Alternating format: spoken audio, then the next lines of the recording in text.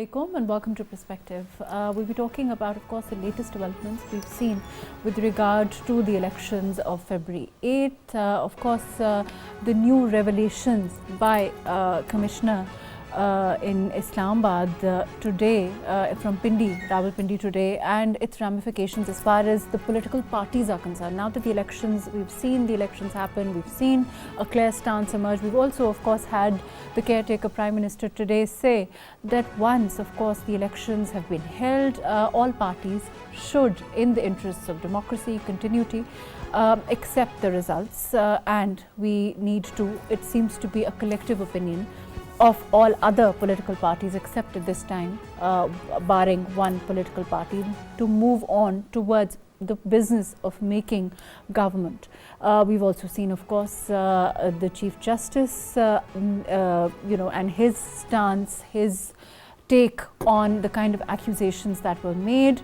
We'll be talking about the overall political scenario as the process of making government continues, forming government continues for all the main political parties. I have with me Barrister AQEEL Malik from the PMLN. Thank you for being with us today. We have ANIQ ZAFAR, who is a political analyst. Thank you for joining us today. Dr. NIAZ MURTAZA, who is a political analyst. Thank you for being with us. And then we'll have other guests during the course of the program. I want to start with Barrister AQEEL Malik. Can you hear me, Malik Saab? I can hear you. I can hear you. Barrister AQEEL, you know, it's interesting. I'm going to start with your tweet where you've said that, you know, there is the Commissioner Saab that we are talking about, his revelations that, you know, that seems to have created quite a stir overall. Contacted you, congratulated you after your results. Could you throw some light on this? Bismillah ar-Rahman ar-Rahim. Thank you very much, Mahrukh, for taking me on your show today. Yes, soon after the announcements of the results, the following day, the then Commissioner, now I should say, had actually gotten in touch with me through a phone call through his office, the record of it, which is actually available with me, and he'd actually called to congratulate and said, you know, I congratulate you on this big win, and I hope we can work together for the betterment of the people in the entire district. And this is really truly marvelous, and I hope that, you know, our youth, we could do something perhaps for the youth as well. And I said, certainly, why not? And I'm on board with this. But then about 10 days later today, I actually got to know through the news as well, through Twitter and through other mediums, through social media and TV channels. He's actually passed a sweeping statement and calling the entire elections in question, which is totally absurd, and making those elections very controversial for no apparent reason, without any cogent, convincing evidence, without having to speak at relevant forums. He'd actually gone for the opening ceremony of PSL, and rather he then actually spoke to media out of nowhere, and he just decided to say whatever he wanted to say. And I think there's a lot in the background. We'll have to look back at things of how they've unfolded in terms of and what's the reason why he's actually made these sweeping statements, and they're totally absurd, because he hasn't got any evidence. He hasn't actually presented any of the Form 45s. He's saying that he has been involved in the election process, which is actually quite wrong. There is, okay, let me come back to you. Let me come back to you. I'm going to go to NIAZ MURTAZA before I come to you, ANIQ Saab.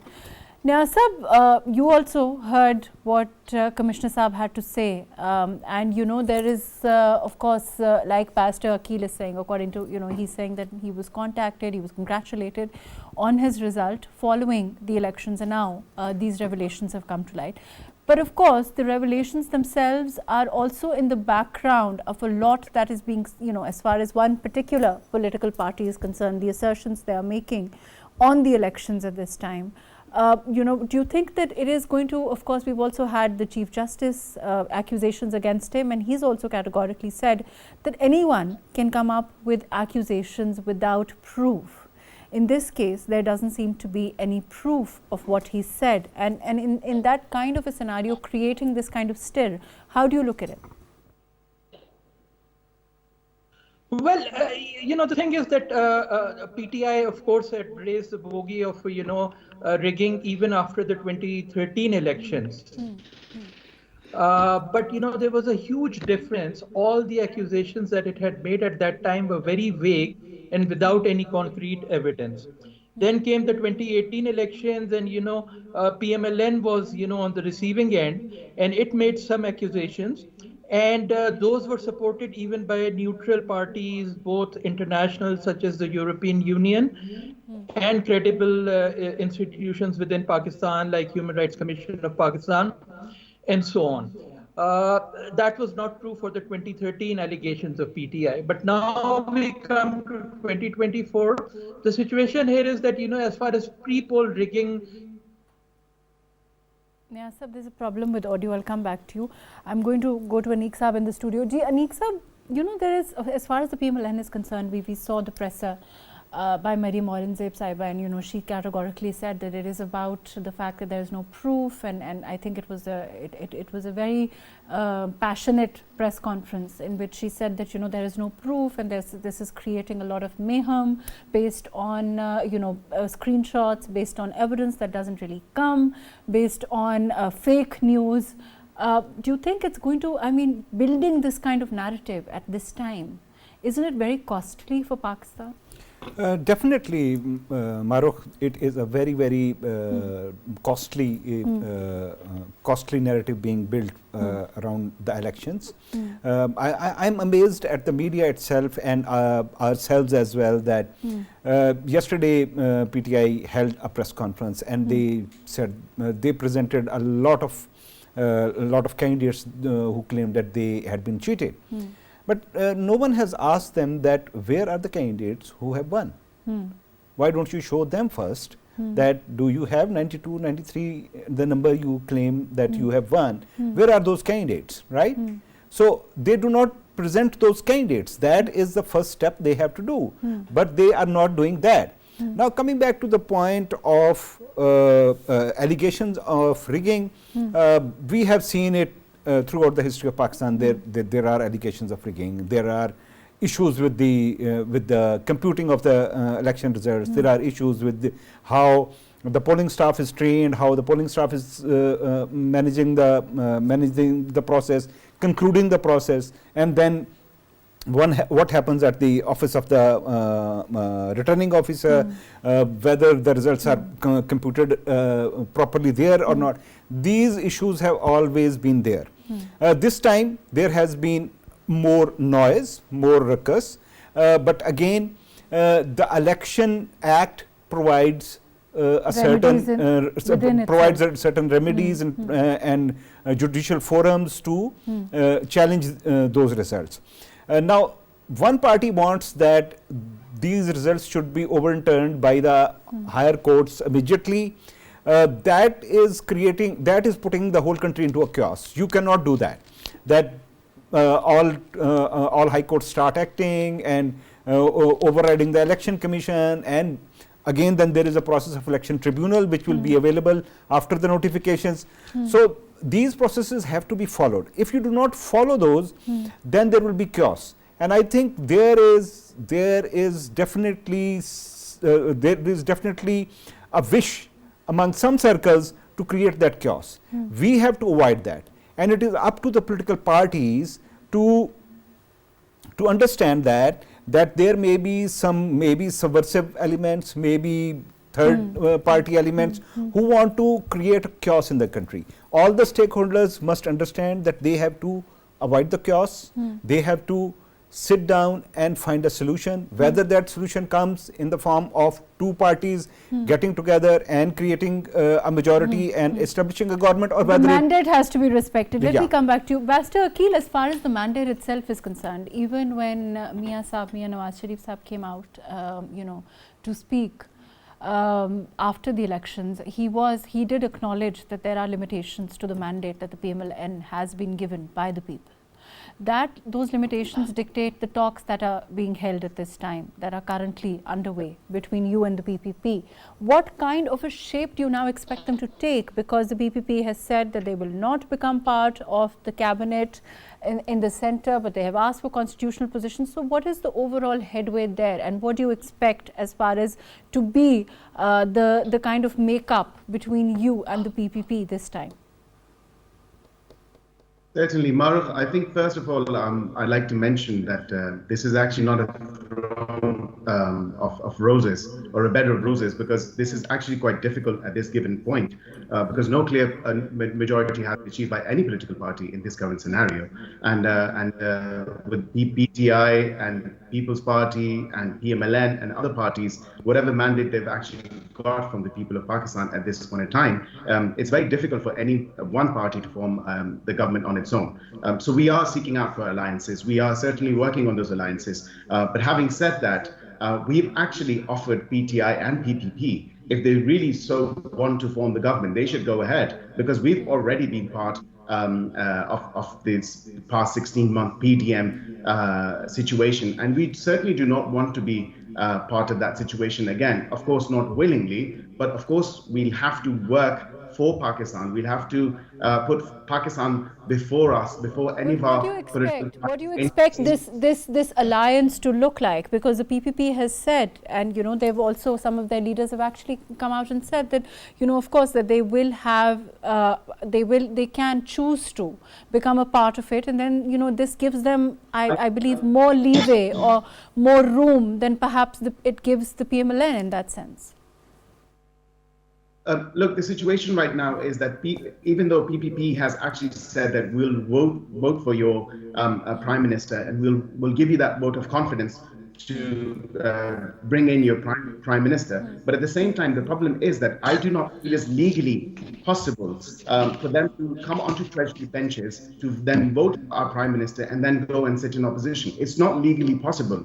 First of all, that's question number one. Secondly, we want them to share responsibility in key ministries. You can't just actually hold on to key constitutional positions and not take part into day-to-day affairs of the government. You can't just enjoy constitutional positions and not take. So that is where the deadlock is at this time between you and the PPP. Am I correct? That, you know, of course. We will political parties who we want to form alliances with, or who actually want to form alliances with us, we actually want them to take responsibility, because they should be answerable to the people of Pakistan who've actually voted for them, for all these political parties, because we can't just be solely held responsible for whatever actually happens 5 years down the line. But AQEEL Sahib, isn't it true that it will invariably be, and I think that the PMLN acknowledges it when you say that of course it's not going to be a bed of roses, it's going to be very difficult, that even with the PDM in the past, of course, the PPP was very much part of the PDM, as were other political parties, but the onus of governance fell largely on PMLN. Would you agree with that?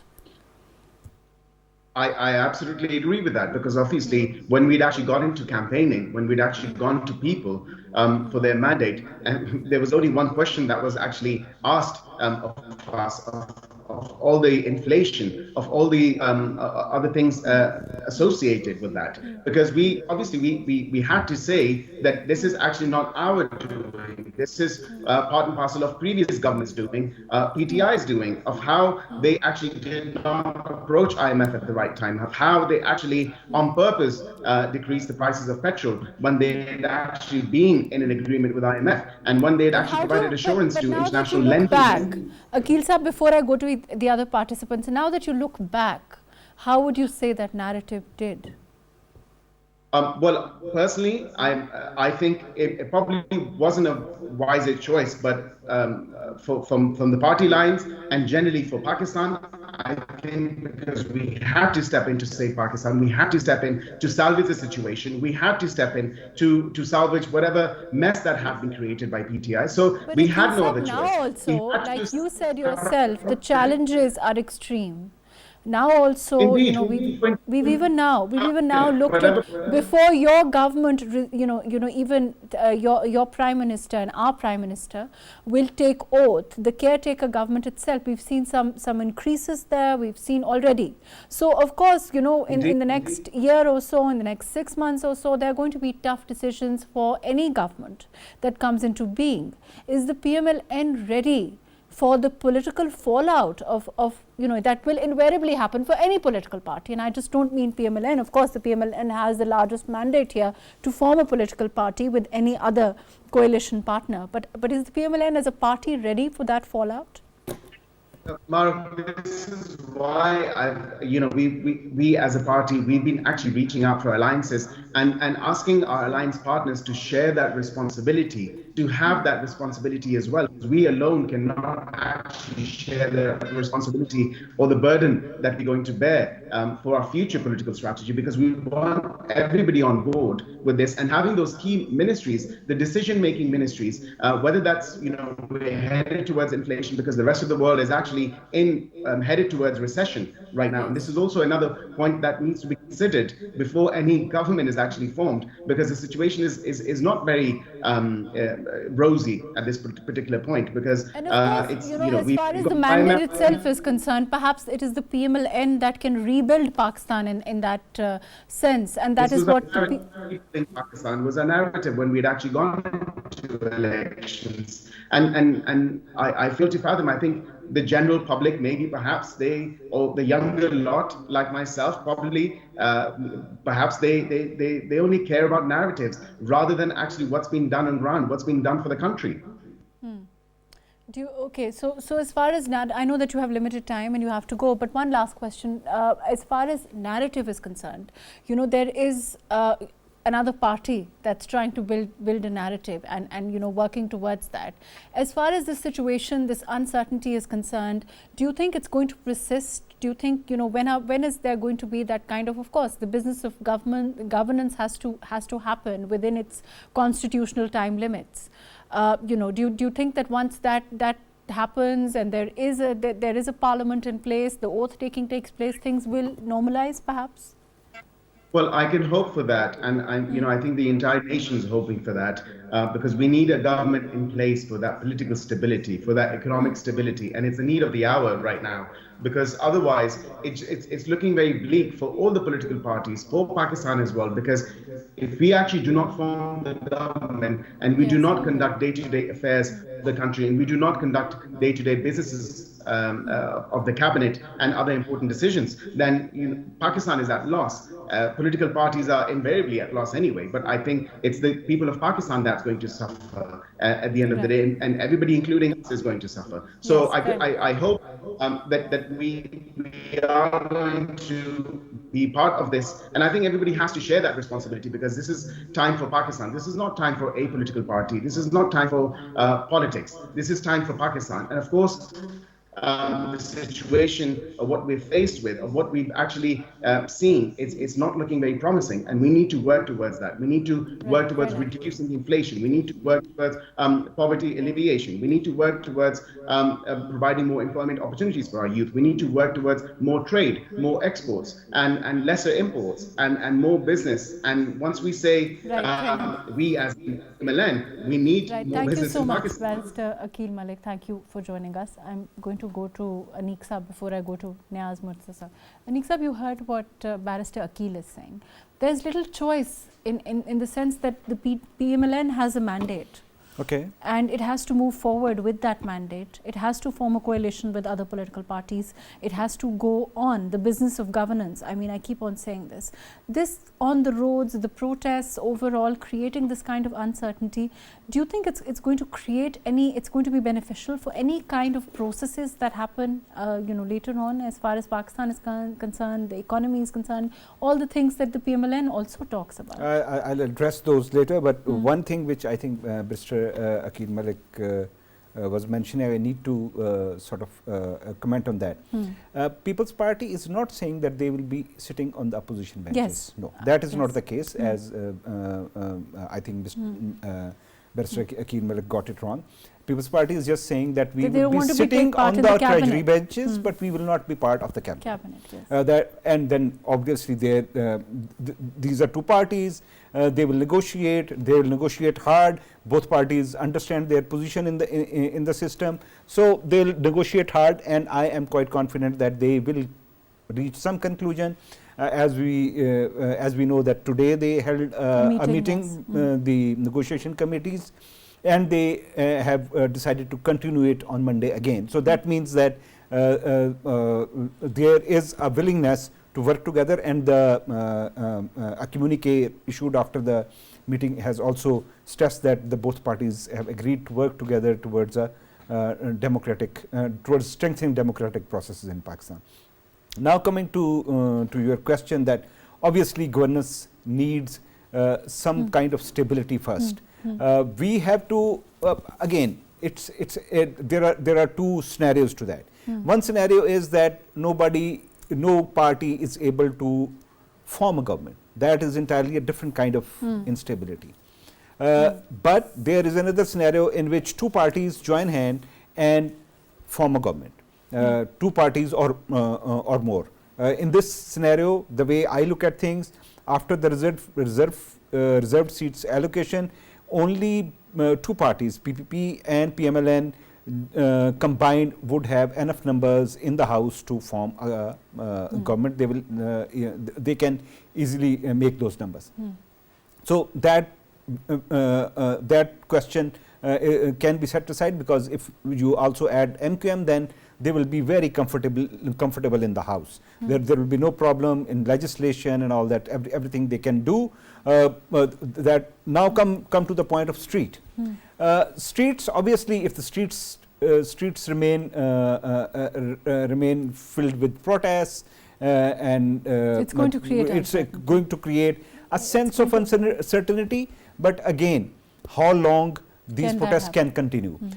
My personal feeling is that these will continue till the formation of the government. Once the government is formed, I think everyone will get the sense that they have to work together and move forward. I think PTI will also understand, if they want to continue in the system, they will have to come to the assembly. But once you come to the assembly and take oath and start becoming the part of the process, then your complaints get a little sort of diluted. Let me come back to you. NIAZ Sahab, do you think that, now, NIAZ Sahab, can you hear me? Yes, I can hear you. NIAZ Sahab, there is, as far as the PTI, do you think the PTI even expected the kind of mandate that was given to them on that, the number of seats that they have at this time? And the fact that, these seats themselves are now, has given them a certain leeway, they can be in effective opposition, they can come to the parliament, agitate in the manner that, the law allows them, and they can, of course, vote and all the things that are necessary for a strong opposition. Why not go down that route instead of, the kind of the agitation, the street agitation that is being talked about and that is also underway? Yeah, after May 9th, the PTI had really lost, standing, and it was on the back foot. But these elections have really given it, a shot in the arm. And it now has global legitimacy. People globally feel that it was PTI that had won elections, and it's being, deprived of power wrongly. And then, there's more unity, cohesion within the party. So obviously, it's going to try both ways. It's not going to walk out of the parliament like it did after 2022. It will stay within the parliament. It will use its power within the parliament, but at the same time, it will try, the legal avenues, and it will also, try the route of the protest. The thing is, it's not what PTI wants or what is good for PMLN. It's what's good for Pakistan. We desperately need political stability, which we haven't had for 7 years after Panama.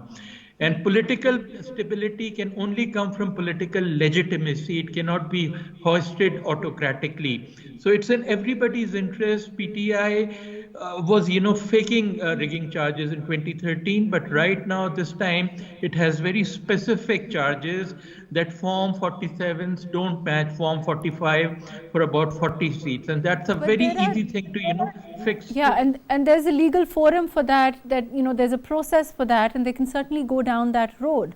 Instead of the kind of press conference. If it's a legal process that stretches on for years, as it normally does, then it's not going to help anyone. So it's in Pakistan's interest that a fast track be found. This should not take more than 2 or 3 days. It's about 40 seats, a few thousand forms. Establish something.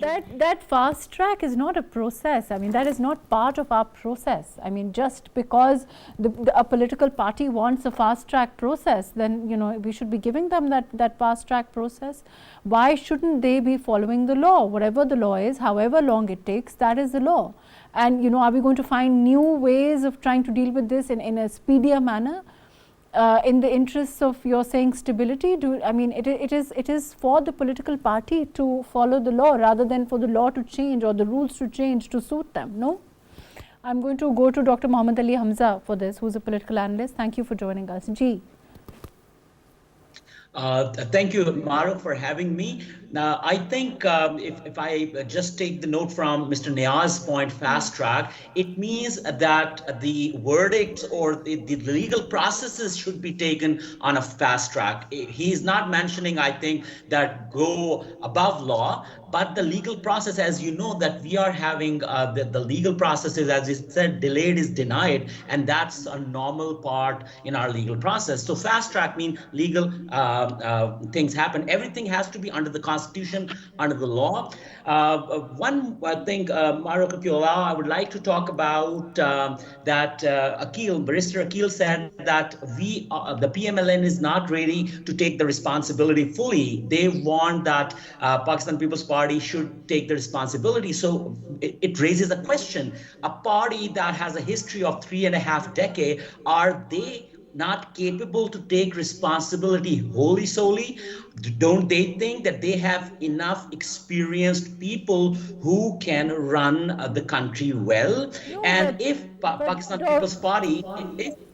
But Dr. Muhammad Ali Hamza, it's not a question of whether the PMLN thinks they don't have the kind of people who can run. They can't solely do it. That's not their mandate. The mandate that they've been given necessitates that there should be a coalition with another major political party, which in this case, because of the numbers, seems to be the PPP. So, for them, they are not saying that, oh, we don't want to do this. I mean, if they'd had more, maybe 30, 40 more seats, then it would have been easier for them to just do it on their own. So it's about numbers, no? That's what I'm trying to say, that if Pakistan People's Party is ready to give the vote of confidence to the Prime Minister of PMLN, but they are not ready to take the ministries, why PMLN is resisting on taking the responsibility? The coalition government would be, that would be a wonderful piece of cake for the PMLN, that there are parties who are supporting their Prime Minister, they are offering the vote of confidence, and they are not hindering their decisions in the ministries, or they are not asking for the ministries. So that's the best case PMLN is having. So why they are running out of this option? But isn't it about the fact that it's also the responsibility that comes with taking those ministries? Of course, look, in Pakistan's given circumstances, obviously we all know that in the next few months and weeks and months, there are some critical decisions which have to be taken.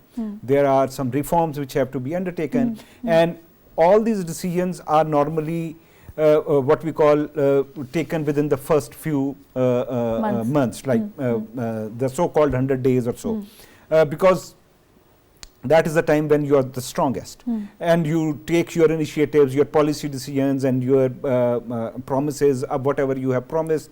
You want to push through that agenda. Here, there is an interesting situation. Now, what PPP is saying, that since we are not coming into the cabinet, you will be free to take your decisions in the cabinet, and we will support you in the assembly. They are not saying that we will not be supporting your decisions in the assembly. You take the executive decisions. PMLN, on the other hand, feels that if we do not take if we take all the responsibility of the decisions, there will be some decisions which will be tough on the people, right? So we will face the backlash. So that is where the catch is, that who is ready to take the backlash. If you are a leading partner, you are likely to take more backlash. Now, somehow or the other, despite 18th Amendment, all the decision making which is done at the federal level impacts the common masses, the fuel prices, the taxation, and all those things. These are the 2 or 3 major issues: fuel prices, energy prices, and taxation. So PMLN has to find a very delicate balance between fulfilling their agenda, their promises, and then taking the macroeconomic decisions which are likely to be harsh. So PMLN wants to suck in People's Party. People's Party is avoiding that. People's Party wants to concentrate on Sindh and Balochistan and take constitutional positions. This is again a bargaining position right now. I am quite certain. My prediction is that PPP may join them, but say after 3 months or 4 months into the government, People's Party will have to join the cabinet to govern the country properly. Okay, fair enough. NIAZ Sahab, do you think that, of course, I think in a sense what Aniq Sahab is saying makes sense. I mean, how for them to avoid coming into the main foray as far as the cabinet positions are concerned is going to be quite difficult as far as the PPP is concerned, no?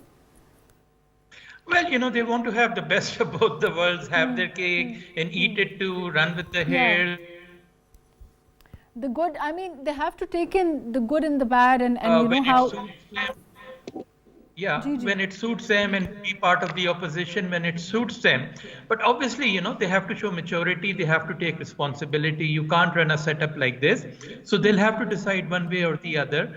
And I think ultimately, sooner rather than later, they will have to join the cabinet and take their fair share of responsibility. Obviously, they may not take the economy-related ministries, which will get the most flack. But ultimately, I think they'll step forward and, they'll have to join the government. As far as Dr. Hamza, do you think that, as far as these allegations are concerned, we saw what the Chief Justice also said. I mean, they seem to be coming without any proof. They seem to be, why, and as far as the PMLN is concerned, we had Barrister AQEEL who said that, the background has to be investigated of why and where the Commissioner Saab's accusations are coming and why they are coming at this time. For us, as far as elections are concerned, again, when we've been discussing, it's quite normal in this country for elections and the rigging allegations that invariably come after these elections. But having said that, as far as a political party is concerned, do you think the PTI was even expecting the kind of mandate that it's been given for them to agitate and say that perhaps more is missing from their plate, which the people gave them at this time? Do you think they were even expecting the kind of seats that they have? Mahrukh, if we talk about the expectation, Jamaat-e-Islami always expected to have the highest number of seats in the assembly. So expectations as a party, PDI was expecting the good number of seats. That was natural. Now, if we get back to the accusations, now there are 2 aspects we need to look into. They don't have the candidates at this time. They didn't have, I mean, half of the people who have come under the umbrella of PTI are people that are largely unknown. There is the kind of the way that the party is structured with its main political leader not being here. I mean, in that kind of a scenario, you think there was expectation of these seats?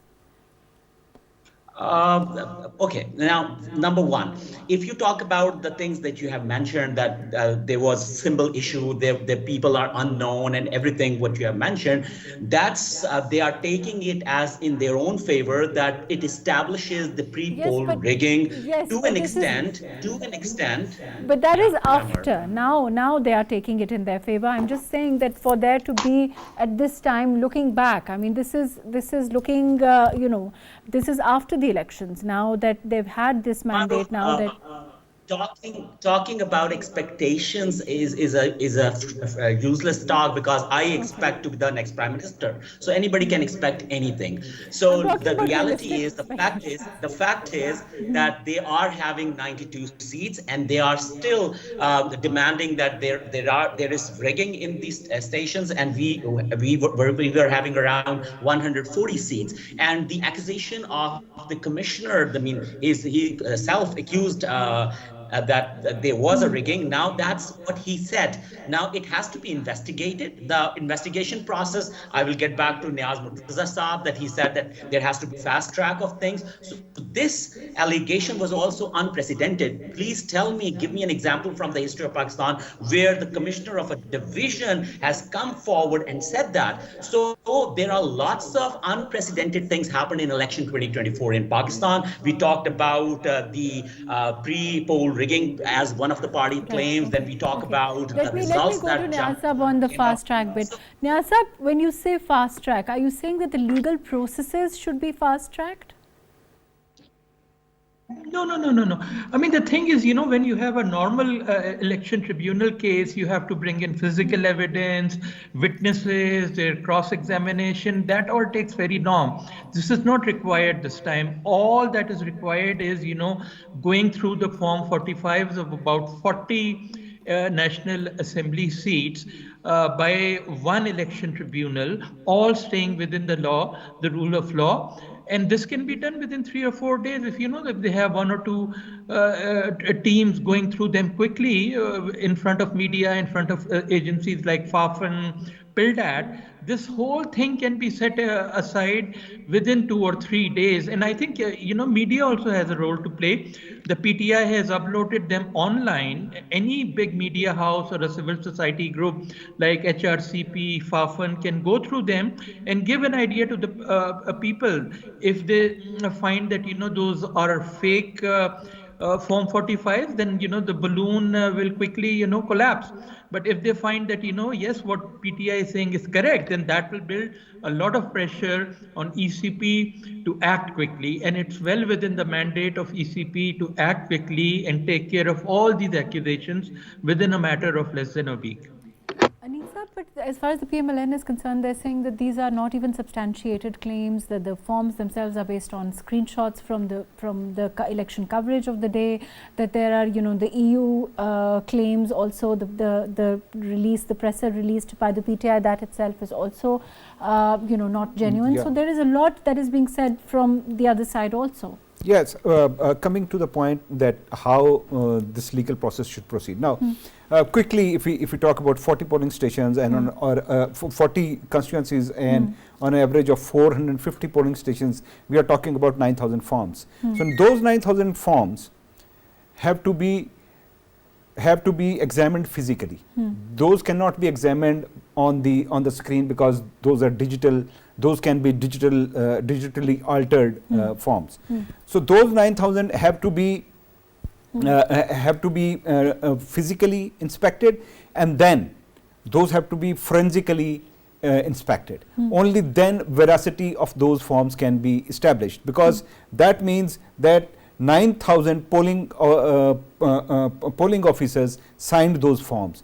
Those the thumb impressions, the ID card numbers, their signatures, everything has to be matched. So this is not a process of 2 to 3 days. I'm sorry to say that. This cannot be a process which can be verified by FAFN or some civil society group. This is a legal matter, and it will have to be handled within the bounds of the law. And obviously, the other candidate who will be contesting the claims of PTI will have the right to challenge and question the veracity of each Form 45 submitted by PTI. Similarly, there will be Election Commission of Pakistan, which will be verifying or saying that these are altered, digitally altered. There have been some people on the social media who have picked up some samples, and they have claimed that Forms are not signed, forms do not have CNIC numbers of the polling officers, do not have thumb impressions. So there is a large part of a large chunk of data which needs to be now examined by the process, by a legal process. So after that you will reach a conclusion. Obviously we all want this to settle as soon as possible, but it is I'll beg to differ that it is not a process that can be completed within 2 to 3 days. And as I said before we started the program, that on 22nd every notification by 21st, 22nd has to be issued. If we want to stall that process, then that requires an entirely a different, I mean, you go down, I mean, of course, legally we will be going down a rabbit hole. Yes, that's going to take. But as far as NIAZ, as far as this whole process now is concerned, as far as the business of governance is concerned, as far as the awarding now of deciding where and how this will work overall, for those main political parties who are now looking to make government, there are numerous challenges ahead. So they are looking at, how they can best deal with, making, getting the other, of course, main political parties to work together, to come to some sort of an agreement, move forward from there, the business of governance also. So, for us as a country to move on from the elections, which, there was a lot of speculation about to start with, are they going to be held, are they not going to be held? Isn't that also essential for us as a nation now? NIAZ Sahab? Ji, NIAZ Sahab, can you hear me? ANIQ Sahab, I don't think NIAZ Sahab is here. Ji, HAMZA Sahab, isn't that important? Isn't that very essential now that we move on from this towards, the business of governance, towards the dealing with the challenges that confront Pakistan, and there are so many of those? Mahrukh, I totally endorse your point. Whatever the political anarchy or chaos is happening, it has to be settled as early as possible. And in this case, all the parties have to show their wisdom. And whereas we have heard that Imran Khan or Pakistan Tehreek-e-Insaf refused to talk to Pakistan People's Party, that's also a very childish response. I think all the parties have to go beyond their personalized agendas, and they should look forward to stabilize the economy of the country and stabilize the polarization that's happening, and unacceptable polarization. The political elite has a complete responsibility, and they have to sit, and the inclusive politics. I will just give an example of Indonesia, just a last example, that Indonesian president, the last president, Widodo, when he came in power, he had in his ministries, he had people from his opposition parties just to encourage the inclusive politics. That's certainly a great example to follow. NIAZ Sahab, your quick comments, do you think that we need to move on now towards governance? Just to address Mr. Aniq's point, no, there will not be any forensic evidence required, because what will be checked is not what PTI has put online, but the Form 45s in the possession of the Election Commission of Pakistan. You will not have to recount votes or, check their signatures, because, those things are not at issue. The only thing that is at issue is whether the totals in the Form 47 match with the totals in Form 45 or not for those particular seats. So all that can be completed within less than a week. On that note, unfortunately, that's all the time that we have. Thank you so much for being with us, Barrister AQEEL Malik, ANIQ ZAFAR Sahab. Thank you for joining us, Dr. NIAZ MURTAZA. Thank you for being with us today, Dr. Muhammad Ali HAMZA. Thank you for your time. Overall, of course, at this time, something that is of paramount importance to Pakistan is the stability that it needs. It is, of course, the business of governments, government making government, which will invariably involve those parties that have the numbers, and for them to sit together and come to the modalities or the kind of shape that this government will take. That is extremely important. That is essential for us as a country to move on towards that.